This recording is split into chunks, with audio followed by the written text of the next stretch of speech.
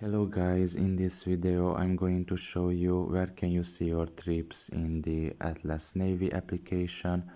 The first thing you need to do is enter the app.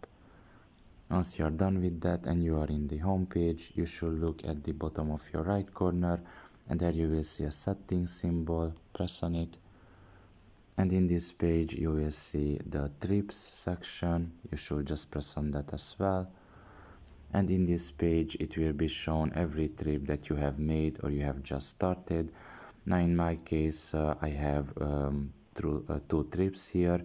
Both of these trips were just started. I didn't make them fully, and you can see basically everything here.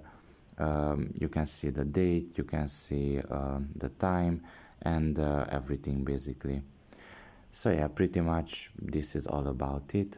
I hope this video was helpful to you. Thank you for listening and see you next time. Bye bye.